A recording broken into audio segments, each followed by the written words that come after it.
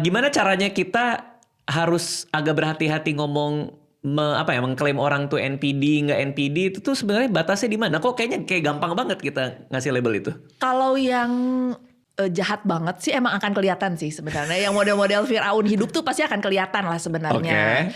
Nah tetapi iya tapi bisa loh kayak gitu, kayak oh Tuhan mungkin gini ya rasanya dulu penjajahan Firaun tuh ngelihatnya kayak gini gitu ada. Jadi kalau yang kayak gitu secara objektif orang-orang pasti akan merasakan penderitaan hidup yang sama ketika bersama sama dia nih. Tapi kalau misalnya cuma personal ada konflik, kita nggak bisa langsung meng-NPD-kan orang sih sebenarnya. Oke, berarti kalau melalui psikiatri itu ada assessment sendiri? Ada assessmentnya. Terus ada wawancaranya juga karena kan namanya juga kepribadian ya. Dia akan berulang. Jadi dia seperti pola perilaku, emosi, dan persepsi yang akan berulang terus ketika menghadapi situasi-situasi kehidupan. Artinya kalau seorang NPD itu harus di-assess dulu supaya kita bisa ngasih diagnosa dia NPD.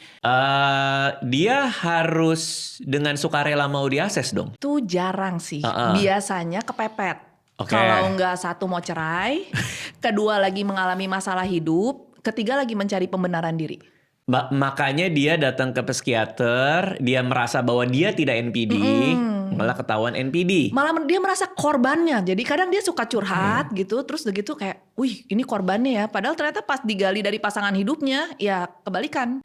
Karena dia bisa playing victim, ada manipulatifnya, ada guilty tripnya, yang membuat akhirnya kalau kita tidak wawancara dari dua sisi, itu malah kita kayak yang kebawa sama cerita dia. Artinya seorang NPD itu juga dia tuh bilang bahwa gue jadi korban itu karena dia meyakini betul dia korbannya, atau itu bentuk manipulasinya dia supaya dia tidak disalahkan?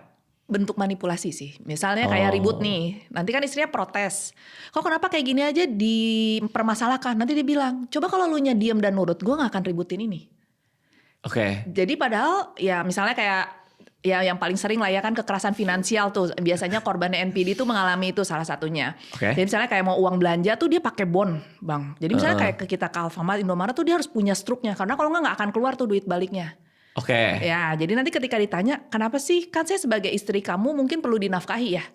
Dia bilang kita kan lagi nabung. Kalau kamu boros kita nggak tahu. Dengan adanya bond ini saya tahu pengeluaran kamu benar atau enggak. Oh gitu? Ih luar biasa, belum pernah kan ngalamin pernikahan yang harus bond? Saya setiap bulan justru Anissa ngasih bond. Ada Excelnya apa segala macam. Kalau itu berarti tertata sekali ya. Kalau ini tuh dia kayak bener-bener kalau mau dapat uang balik. Baru diancam pakai itu.